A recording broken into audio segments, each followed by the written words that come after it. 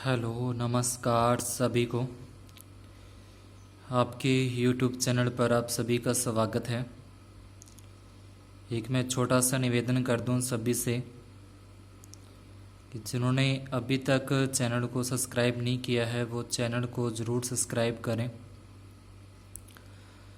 आपके सब्सक्राइब करने और लाइक करने का कोई रुपया नहीं लगता और हमें इससे थोड़ा हौसला मिल जाता है कि सभी बच्चे देख रहे हैं और उनको सभी को समझ में आ रहा है।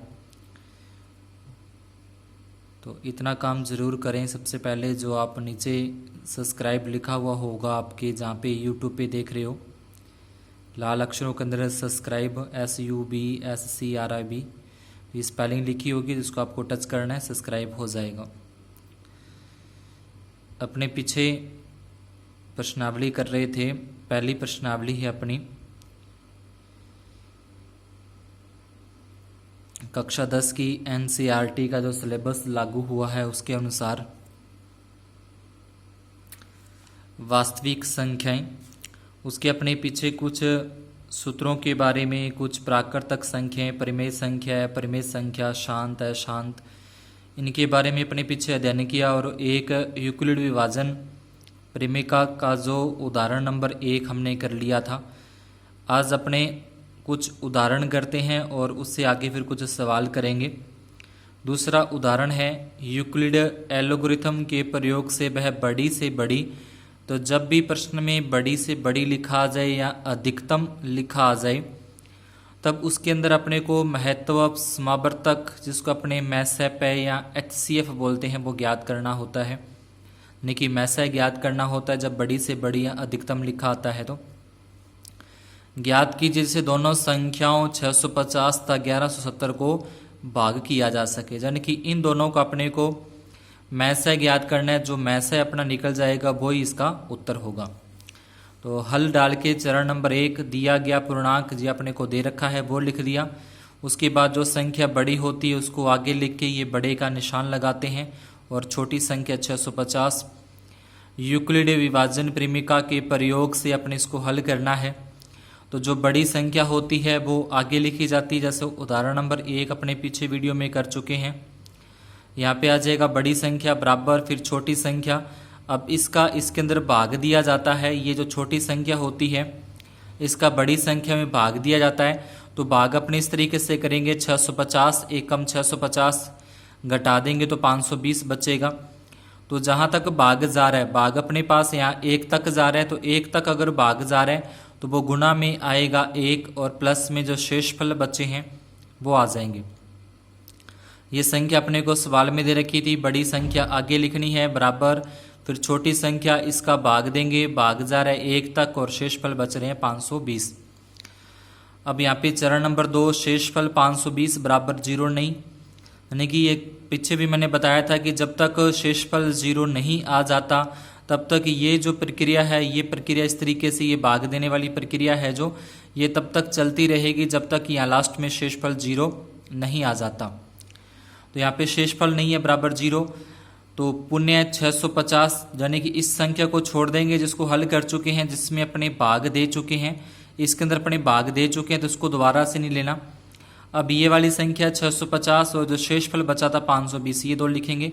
पुण्य 650 व 520 में यूक्लिड विभाजन परिमेयका के प्रयोग से इनमें जो बड़ी संख्या वो आगे लिखनी है, फिर छोटी संख्या आ जाएगी। तो हमेशा ही ध्यान रखना शेषफल होगा वो हमेशा ही छोटा होगा। ये शेषफल हमेशा ही छोटा होगा। अगर शेषफल इससे बड़ा आ रहा है तो इसका मतलब अपने भाग गलत किया है। शेषफल होगा वो छोटा होगा जिससे अपने भाग देते हैं, वो हमेशा छोटा होता है भाग शेषफल जो है।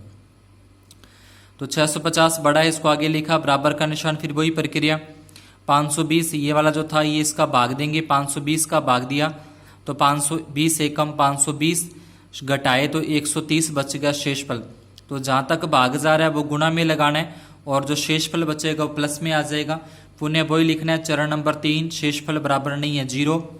अब इस 650 को अपने काट देंगे। अब ये दो संख्या 520 और 130 जिससे अपने भाग दिया था और जो शेषफल बचा था वो आगे लेके चलेंगे उनको। 520 व 130 में यूक्लिड विभाजन के प्रयोग से 520 बड़ी है 130 छोटी है, तो अब फिर वही लिखना है। 520 जो बड़ा है उसको आगे लिखा जाता है बराबर छोटी संख्या को बाद में इसका इसके अंदर भाग देना होता है।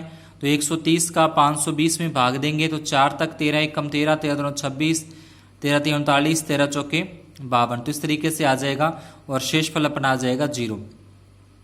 जहाँ पे शेषफल 0 आ जाएगा वहाँ पे अपना सवाल खत्म है, उसको आगे इसको हल नहीं करना। उसके बाद लिखना है अतः अब शेषफल 0 प्राप्त हो गया है तो जो भाजक है वो 130 है, यानी कि किस संख्या का भाग दिया जाएगा। उसने बोला था ना बड़ी से बड़ी संख्या ज्ञात करो जिससे अपने भाग दे सके, तो वो 130 है। तो अतः 130 वह बड़ी से बड़ी संख्या है जिससे 650 व 1170 को भाग किया जा सकता है। तो ये अपना क्या आ जाएगा, ये इसका क्या आ जाएगा 130 है वो मैसे होगा। ये 130 है वो मैसे भी लिख सकते हैं इसको, और इसको अपने HCF भी लिख सकते हैं 130 को। उसके बाद तीसरा उदाहरण है, वह सबसे बड़ी संख्या ज्ञात कीजिए। बड़ी लिखा आ गया, इसका मतलब वही HCF ज्ञात करना है, मैसे ज्ञात करना है, जो 245 और 1029 को इस प्रकार विभाजित करे कि प्रत्येक स्थिति में शेषफल 5 रह जाए। शेषफल 5 बचना चाहिए, ऐसी कोई संख्या अपने को ज्ञात करनी है। जैसे अपने 130 निकाली ज्ञात की, तो इसी प्रकार से इसमें भी एक कोई संख्या ज्ञात करनी है जिसका इनके अंदर भाग देने पर शेषफल क्या बचे, 5 बचे।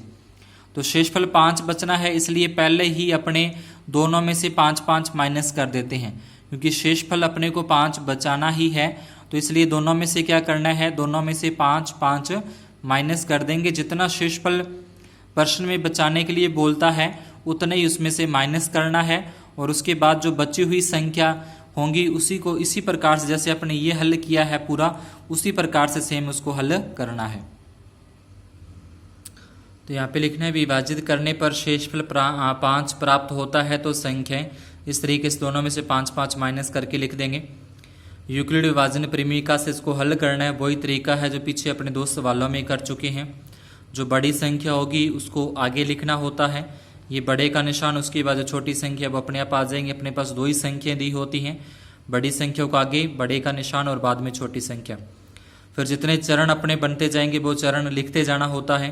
तो यूक्लिड विभाजन परिमेयिका के प्रयोग से बड़ी संख्या बराबर में रखनी है, आगे बाद में छोटी संख्या, इसके बाद इसका इसमें भाग देना होता है। अच्छे से समझ में आ चुका होगा अब तक तो कि ये संख्या किस में भाग देंगे। तो यहाँ पे मैंने भाग दिया 240 का, 4 तक पाड़ा पड़ेंगे तो ये आते हैं 960, इसमें से फिर माइनस करेंगे तो अपने बचेंगे 64, यानी कि 4 तक भाग पूरा पूरा जा रहा है। जहाँ तक भाग जाएगा वो गुणा में, और जो शेषफल बचते हैं वो प्लस में लगा देने हैं। उसके बाद फिर चरण नंबर 2 फिर लिखना है कि शेषफल 64 बराबर नहीं है 0 के। तो ये कि प्रक्रिया तब तक चलती है जब तक शेषफल 0 नहीं आ जाता। 64 बराबर नहीं है 0 के, पुण्य 240 व 64 में यूक्लिड विभाजन परिमेयिका के प्रयोग से अपने करना है, जिसमें अपने भाग दे चुके हैं, इसके अंदर अपने भाग ये कर चुके हैं। तो इस संख्या को छोड़ देंगे। अब ये आगे वाली 2 ये लेके चलनी होती है। एक तो जिससे अपने भाग दिया था, जिस संख्या से अपने भाग दिया था, और जो शेषफल बचा था उन दोनों को आगे लेके चलना होता है। तो 240 व 64 में 240 बड़ा है, 64 छोटा है। फिर वही बात है कि इसके अंदर इसका भाग देंगे, बराबर में लिख के 64 का भाग दिया जाएगा 240 में। 3 तक 192 आता है, माइनस करेंगे 48, तो 3 तक भाग पूरा पूरा जा रहा है, शेषफल बच रहे हैं 48, तो प्लस में लगा देंगे। अब लिख देंगे कि शेषफल है वो बराबर नहीं है 0 के। ठीक है, जो शेषफल बचेंगे वो बराबर नहीं है 0 के। पुण्य 64 व 48 में यूक्लिड विभाजन से, यानी कि 240 है वो तो अब हट ही जाएगा। आगे वाली जो बचे जैसे 64 और 48, इन दोनों को हल करना है। तो 64 और 48 को जब अपने हल करेंगे तो उसमें जो बड़ी संख्या है उसको 64 को आगे 48 बाद में लिखा जाएगा। 64 बराबर में बराबर 48 गुणा 1, 1 कहाँ से आएगा, ये अपने भाग देने वाला जो प्रक्रिया है वो करनी है। 48 का भाग देंगे 64 में, 48 से कम 48, 48 दूना 96 ज़्यादा हो जाते हैं, इसलिए 1 तक ही भाग गया। घटाने के बाद शेषफल बचते हैं 16, तो ये प्लस में आ जाएगा, 16 लिख देंगे। उसके बाद वही लिखना है कि 16 जो शेषफल है वो बराबर नहीं है 0 का। ये इसमें लिखा जाएगा 64, 48 का भाग देना है, भाग देने पर 1 तक भाग गया, शेषफल 16 बचे, 16 बराबर नहीं है 0। तो अब इसके अंदर अपने भाग दे चुके हैं तो 64 यहाँ से कट जाएगा, 64 अपने आगे नहीं आएगा। अब अपने पास 2 संख्या 48 और 16, ये 2 चलेंगी। इनमें जो बड़ी होगी वो आगे लिखनी है, छोटी होगी वो पीछे लिखनी है बाद में। तो ये लाइन प्रत्येक चरण के अंदर इसको लिखना ही होता है। 48 बड़ा है, 16 छोटा है। जो संख्या बड़ी है उसको आगे बराबर में 16 गुना 3 यानी कि 16 तिया 48 और शेषफल 0। इस तरीके से अपने भाग इसमें देके 16 एकम 16, 16 32, 16 तिया 48 भाग दे कि ये 3 तक चला गया, शेषफल 0। तो जब शेषफल 0 आ जाएगा तब अपना सवाल होता है खत्म। अतः बड़ी से बड़ी संख्या क्या हो जाएगी, 16 हो जाएगी।